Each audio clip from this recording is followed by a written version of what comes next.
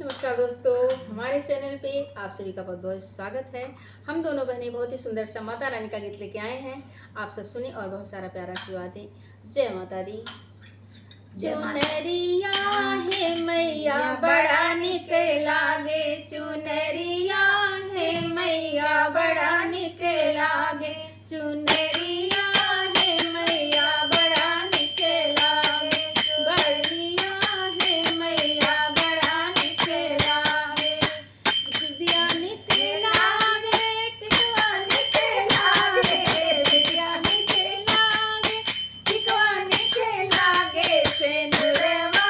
है मैया बड़ा निक लागे, सिंदूरवा है मैया बड़ा निक लागे, चुनरिया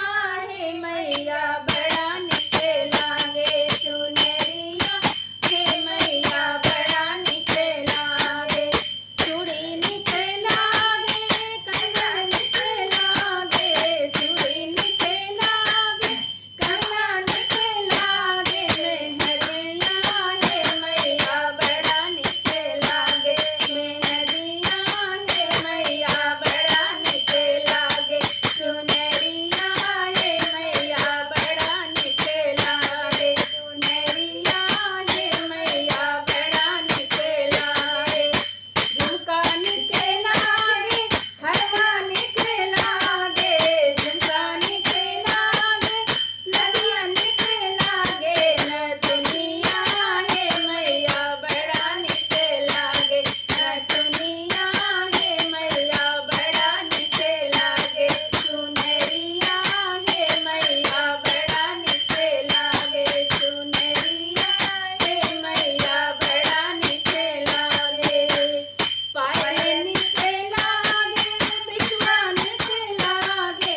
पायल निक लागे, बिछुआ निक लागे, महावर मैया बड़ा निक लागे, महावर मैया बड़ा निक लागे, चुनरिया है मैया बड़ा निक लागे, चुनरिया है मैया बड़ा निक लागे,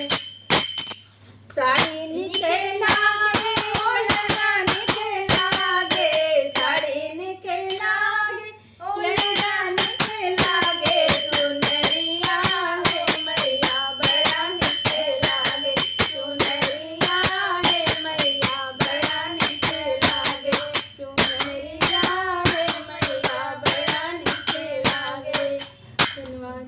बोलो शेरावाली मैया की जय, साचे दरबार की जय।